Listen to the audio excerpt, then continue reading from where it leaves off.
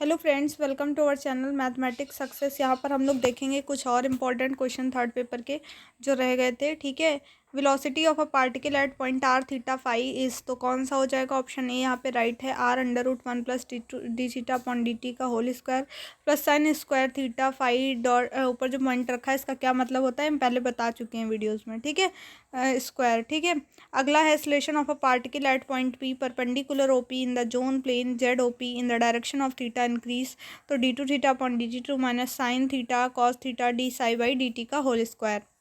अगला क्वेश्चन है acceleration of a particle at point P A theta five along O P direction of R increasing minus A D theta upon D T का whole square minus A sine square theta D five by D T का square.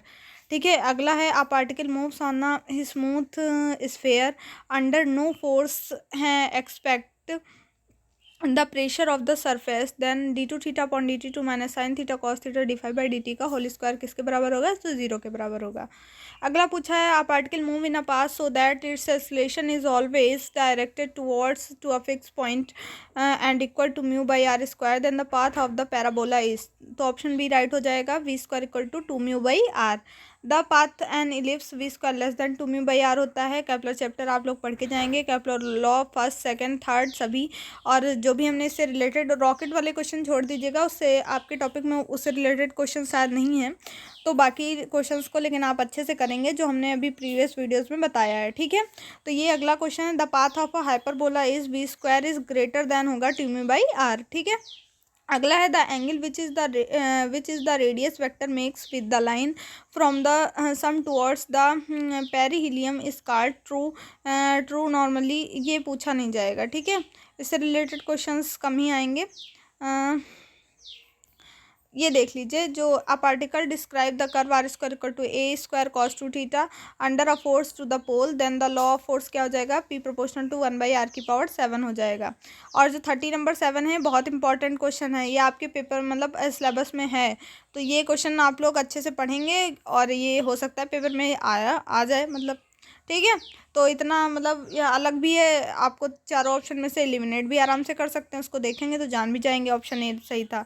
A particle describes an ellipse under a force mu by distance square towards the force, it is the project with velocity v from a point distance r from the centre of force show that is periodic time is, तो two pi by root mu two by R minus B square by mu का whole power minus three by two है। ठीक है, अगर वहाँ पे power को मतलब इस टाइप से नीचे लिखा दिखा दे two pi by root mu और इसके साथ में two by R minus B square by mu की whole power three by two, तो ये भी गलत नहीं है, ये भी सही है। ठीक है, अगला जो क्वेश्चन है an unstated particle falls to the earth surface from a great distance would require a velocity where a is the radius of earth, तो v is equals to under root two a g हो जाएगा। ठीक है, अगला r equal to a cos theta path है, तो p proportional to one by are square होगा। ठीक है, फिर ये पूछा गया है the path described by a particle moving under the action of a centre force, उसको क्या कहेंगे? तो सेंटर ऑर्बिट कहते हैं।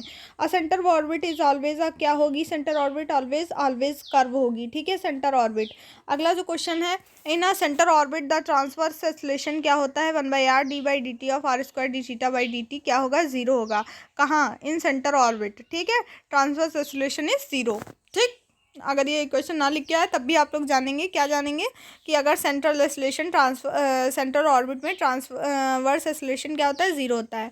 अगला है the differential equation of centre orbit refer to the centre of force as pole is, तो ये इक्वेशन आंसर है H square D two U upon D theta two, ये प्लस यू शायद यहाँ पे होगा, गलती से लिख गया है, equal to P by U square. ठीक है, अगला जो क्वेश्चन है मतलब इसको इस टाइप से लिखेंगे, देख लीजिए, D two U upon D theta two plus U. ठीक है, पी अपॉन यू स्क्वायर। ठीक, इस टाइप से यहाँ पे होना चाहिए था शायद। अगला है referred to the centre of the force as pole, the differential equation of a centre always in pedal form. Pedal form जरूर याद करके जाएंगे, पैडल फॉर्म, और भी जितनी मतलब जितना है वो मतलब कुछ ही चैप्टर्स इंपॉर्टेंट है, उन चैप्टर्स को छोड़ेंगे नहीं। H square upon P cube D P by D R equal to P. ठीक है, अगला in the centre orbit R square D theta upon D T always remains constant होता है, आपको पता है।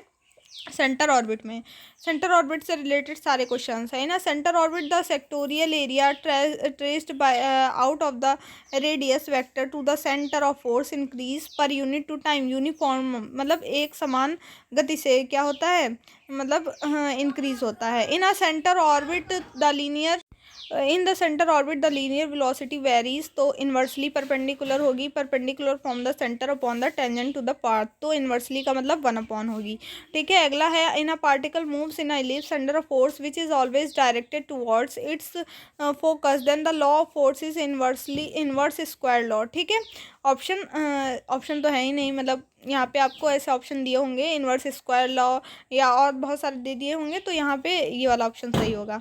अगला है if r equal to 2a cos theta under a force p to the pole then p proportional to 1/r⁵ हो जाएगा। अगला है निप्स in a point on the centre orbit at which the radius vector from the centre to the force to the point has a value, तो maximum होगी या minimum होगी, जाहिर सी बात है ना। Centre orbit at an apse the direction of velocity is to the radius vector drawn from the centre of force, तो कहाँ कैसा होगा, परपेंडिकुलर होगा टू द रेडियस वेक्टर। ठीक है, पूछा है सेंटर ऑर्बिट में d u by d theta क्या होगा, तो 0 होगा।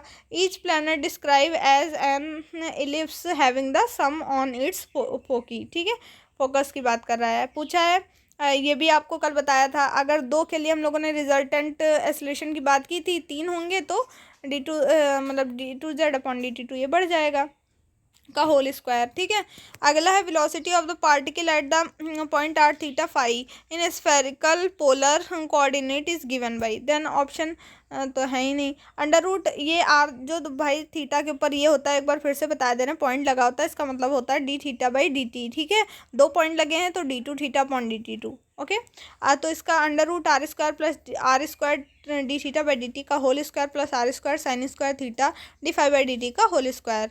फिर पूछा है कि acceleration of a particle at point P are theta phi along O P in the direction of r increases, तो D two r by D T two minus r d theta by D T का whole square minus R sine square theta D phi by D T का whole square.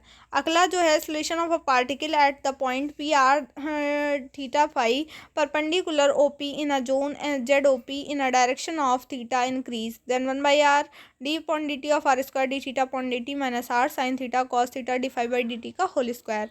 फिर अगला है acceleration of a particle दिया हुआ है, तो ये आंसर हो जाएंगे। देखिए, अगर आप लोग टेलीग्राम से नहीं जुड़े हैं तो वहाँ से जुड़ जाइए, वहाँ पे आपको इन सारे जो है कि पीडीएफ और विद फोटो सब कुछ मिल जाएगा, तो वहाँ से आप डिफरेंशियल इक्वेशंस वगैरह भी पढ़ सकते हैं।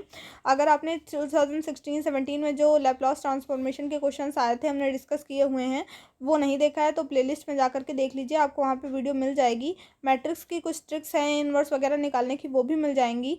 स्टैटिक्स के फॉर्मूले हम लोगों ने डिस्कस किए हुए हैं, कुछ डायनेमिक्स नाम से शायद प्लेलिस्ट बनी हुई है, डायनेमिक्स या मैकेनिक्स, तो आप वहाँ से उसको देख लीजिएगा, बिल्कुल क्लियर हो जाएगा सब कुछ। ठीक है, तो यहाँ पूछा हुआ है acceleration of a particle at the point P rho phi z parallel to the x O y plane in the direction of rho increasing, तो D two rho upon D T two minus r rho d phi by D T का whole square. अगला जो पूछा हुआ है यहाँ क्या पूछा है, यहाँ फाई के रिस्पेक्ट में पूछा है। ठीक है, तो फाई के रिस्पेक्ट में होगा 1/रो d by D t of r rho square d phi by D t. ठीक, अगला है acceleration of a particle at point P for rho phi z the direction of z increasing d two z by D T two. अगला है particle moves in a smooth sphere under no force except the pressure of a surface then D two theta by D T two equal to sine theta cos theta D phi by D T का whole square, ये होता है। ठीक है, तो उम्मीद करते हैं वीडियो आपको अच्छा लगा होगा। वीडियो को लाइक कर दीजिए, अपने दोस्तों के साथ शेयर भी कर सकते हैं। टेलीग्राम चैनल से जुड़ करके आप वहाँ से इसकी पीडीएफ भी ले सकते हैं। Thank you for watching this video. जय हिंद, जय भारत।